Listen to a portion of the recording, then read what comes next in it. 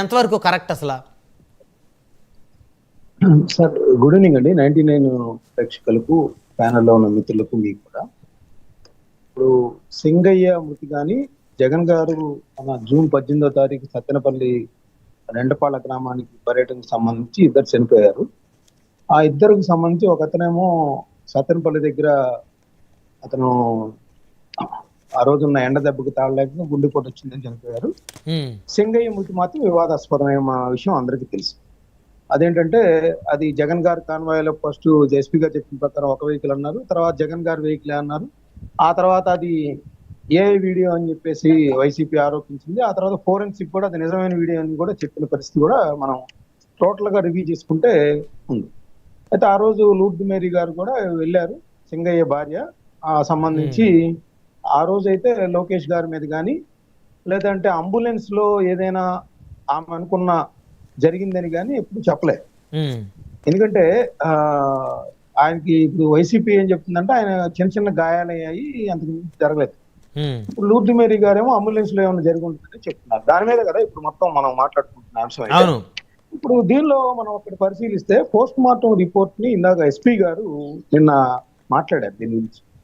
జగన్మోహన్ రెడ్డి గారు కలిసిన తర్వాత లోకేష్ గారి మీద అంటే ఆయన అనుచరులు ఏదో చేశారనే దాని మీద వచ్చిన నేపథ్యంలో ఎస్పీ గారు మీడియాతో మాట్లాడిన దాని ప్రకారం చూస్తే ఏమైందంటే, ఆయన ప్రమాదం కారణంగా సింగయ్య కుడి ఛాతికి అంటే ఛాతి దగ్గర బాగా గాయమైంది. ఛాతిలో ఎముకలు విరిగి ఊపిరితిత్తుల్లోకి గుచ్చుకుంది అనమాట. ఛాతి దగ్గర ఊపిరితిత్తులు డ్యామేజ్ అయినప్పుడు అక్కడ రక్తస్రావం అయింది అనేది పాయింట్. అదేవిధంగా లివర్ కూడా దెబ్బతింది అనేది పాయింట్. ఈ కారణాల వల్ల అతను యొక్క మరణం సంభవించింది అనేది ఆయన మాటల్లో, ఆయనకు వచ్చిన పోస్ట్ మార్టం రిపోర్ట్ ఆధారంగా ఆయన చెప్తారు. ఇప్పుడు అంబులెన్స్ లో ఏం జరిగిందంటే ఖచ్చితంగా ఇప్పుడు ఈ ఎముకలు విరిగి ఇవన్నీ కూడా అంటే ఇప్పుడు చిన్నపరెడ్డి గారు చెప్పిన దాని ప్రకారం అయితే చిన్న ఏలుకి గీసుకుంది ఇదని చెప్పారు. కానీ ఇక్కడేమో భారీ ఎత్తున అదంతా అంబులెన్స్ లో జరిగిందా లేకపోతే బయట జరిగిందా అనేది ఇప్పుడు చిన్నపరెడ్డి గారు కూడా చెప్పాలి. అంబులెన్స్ లో ఈ ఛాతి ఇరగటం కానీ అదంతా జరిగిందా లేదా చెప్పాలి. ఎందుకంటే ఎస్పీ గారేమో అది యాక్సిడెంట్ ద్వారానే జరిగిందంట. చిన్నపరెడ్డి గారు చెప్పిన దాని ప్రకారం చూస్తే అతనికి చిన్న చిన్న గాయాలే అయ్యి, లూర్ద్ మేరీ గారు చెప్పిన దాని ప్రకారం అంబులెన్స్ లో జరిగిందంటే అంబులెన్స్ డ్రైవర్ ని, అంబులెన్స్ లో ఉన్నటువంటి ఎవరైతే టెక్నీషియన్స్ ఎవరైతే ఉంటారో వాళ్ళందరినీ కూడా విచారించాలి. మరి ఇంకా ఖచ్చితంగా విచారించాలి. చిన్నపరెడ్డి గారి ఆరోపణలు కానీ లేకపోతే లూర్ద్ మేరీ గారి ఆరోపణలు కానీ. ఇంకోటి కూడా ఏంటంటే కొంతమంది వ్యక్తులను చూసినప్పుడు ధైర్యం వస్తుంది. ఈ విధంగా ఇప్పుడు జయభారత్ రెడ్డి చనిపోయినా వాళ్ళ కుటుంబ సభ్యులందరూ వచ్చి అతను అనారోగ్యంతో గుండెపోటుకు గురై చనిపోయాడు కాబట్టి మా మీద తప్పుడు వార్తలు రాయొద్దని చెప్పేసి జగన్మోహన్ రెడ్డి గారిని కలిశారు. వాళ్ళ తల్లి సావిత్రి గారు కానీ, భాస్కర్ రెడ్డి గారు కానీ. సో జగన్మోహన్ రెడ్డి గారికి మద్దతుగా మాట్లాడిన పరిస్థితి ఉంది. అతను మామూలుగా చనిపోయాడు, దాని గురించి పెద్దగా తప్పుడు వార్తలు రాయొద్దన్నారు. అటు సత్తెనపల్లి మృతికి సంబంధించి ఈ లూర్ద్ మేరీ గారేమో సింగయ్య గారి మృతికి సంబంధించి ఏంటంటే, గత జూన్ 18వ తారీఖు నుంచి ఆమె వాస్తవాలు బయటికి చెప్పలేకపోయిన పరిస్థితుల్లో జగన్మోహన్ రెడ్డి గారిని చూడంగానే ఒక ధైర్యం వచ్చింది. ఎస్, జగన్మోహన్ రెడ్డి గారి వల్ల నాకు ధైర్యం ఉంది, నేను ఏదైనా చెప్పగలను అనే ఒక ధైర్యంతో ఆమె ముందుకు వచ్చిన పరిస్థితి కూడా మనం గమనించవచ్చు. సో అలాంటి కార్యకర్తలు ఉన్నందుకు జగన్మోహన్ రెడ్డి గారు కూడా గర్వపడాలి. ఎందుకంటే చనిపోయినప్పటికీ కూడా ఆయా కుటుంబ సభ్యులు జగన్మోహన్ రెడ్డి గారి మీద ఎటువంటి అనుమానాలు వ్యక్తం చేయలేదు. అభిమానం ఉంది. సరే, ఇది దురదృష్టవశాత్తు జరిగింది అనేటువంటి అభిప్రాయం వాళ్ళ ఉంది. ఇప్పుడు ఉంది దాంతో కాబట్టి ఈ దుర్ఘటన వల్ల జగన్మోహన్ రెడ్డి గారు నింద పట్టడానికి వారు మనసు ఒప్పుకోవట్లేదు. అదే దాంతో పాటు లోకేష్ గారు కూడా ఏదో చేశారనే ఒక వాస్తవాన్ని కూడా వెలుగులోకి తెచ్చింది జగన్మోహన్ రెడ్డి తెచ్చారు. ఇప్పుడు లోకేష్ గారి గురించి మాట్లాడుతున్నారంటే ఇది వైసీపీ వాళ్ళు ఆవిడకి ఇంజెక్ట్ చేసి మాట్లాడిస్తున్నట్టు అనిపిస్తుంది కదా మనకి మస్తాన్ రావు గారు. సరే, ఇప్పుడు ఇంజెక్ట్ చేసి మాట్లాడిచ్చినా ఎలా మాట్లాడిచ్చినా వాళ్ళ కుటుంబ సభ్యులు జగన్మోహన్ రెడ్డి గారి మీద వేసమెత్తు అనుమానం వ్యక్తం చేయట్లేదు. ఇంకోటి కూడా చెప్తానండి నేను.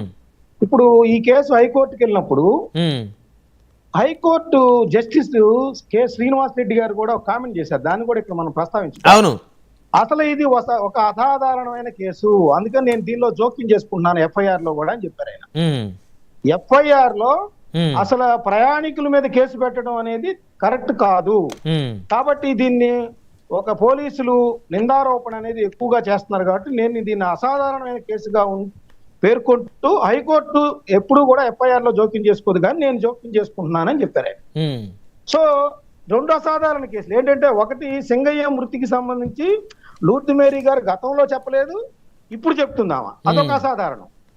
శ్రీనివాస్ రెడ్డి గారేమో ఎఫ్ఐఆర్ లో ప్రయాణికుల మీద ఎక్కడా లేదు, గతంలో ఇక్కడ పెట్టారు కాబట్టి జగన్మోహన్ రెడ్డి గారు లాంటి మాజీ ముఖ్యమంత్రి కానీ లేదా అంత దానిలో ప్రయాణిస్తున్న వాళ్ళు కానీ చెప్పిన పరిస్థితి ఉంది, వాళ్ళందరూ కూడా ఉన్నారు కాబట్టి ఆ సెక్షన్ అనే ఏదైతే ఉందో 105 అది వర్తించదని చెప్పారు.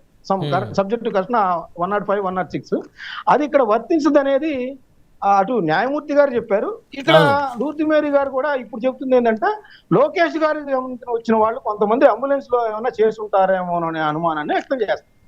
ఇప్పుడు హైకోర్టు ప్రస్తుతం ఏంటంటే ఈ తదుపరి చర్యలన్నీ, ఈ కేసుకు సంబంధించి తదుపరి చర్యలన్నీ నిలిపివేయటమైంది అనేది ఉత్తర్వులో పేర్కొంది.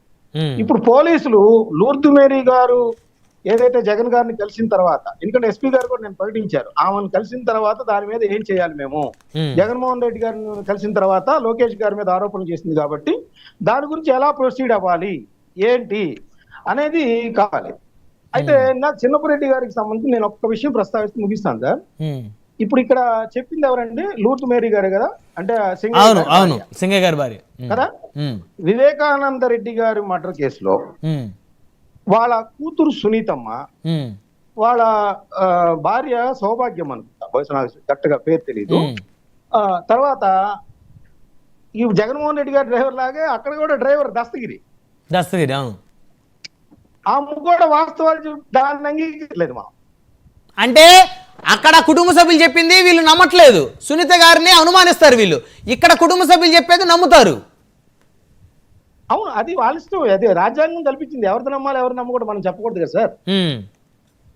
నేను అనేది ఏంటంటే అది సబ్జెక్టివ్ కండిషన్. అక్కడ ఏంటంటే అక్కడ తెలుగుదేశం